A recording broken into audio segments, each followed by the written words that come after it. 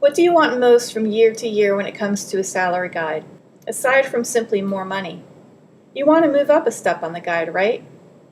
The cost of that movement to the employer, the cost to move all the employees from one step to the next higher step, is called increment cost. Increment cost is probably the most important number to know when bargaining, because it helps us to determine how much we want to bargain for.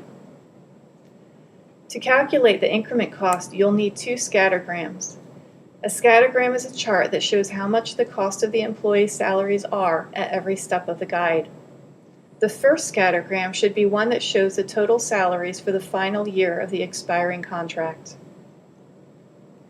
Calculate the base salary cost from the scattergram by adding up the salary totals on each step.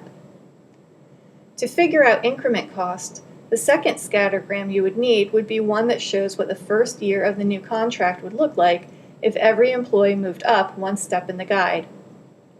To make it, you take the same salary guide you used for the first scattergram, add a column to it labeled FTE for full-time equivalent, and simply move each group of people to the next step on the guide.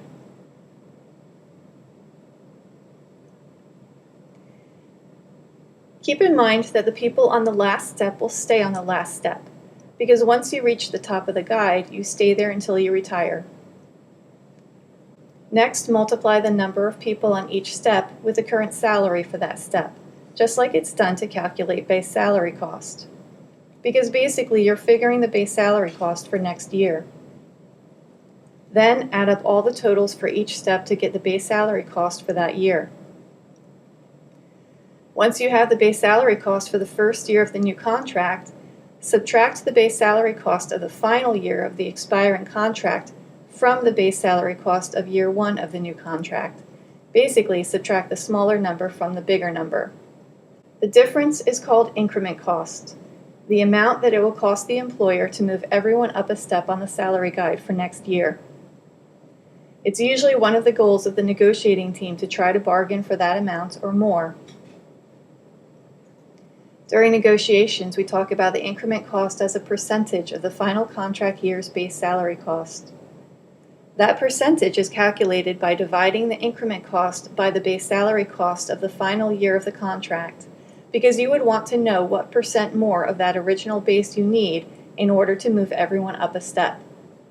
So basically, if the negotiating team comes to you at the end of negotiations and says, "We settled at 5%, this means that the employer has agreed to increase the total amount of money that's currently being spent on salaries by 5%. If our increment cost was only 4.5%, that means that we'll have money left over after moving everyone up a step to improve the guides. That means to increase the salaries on each step.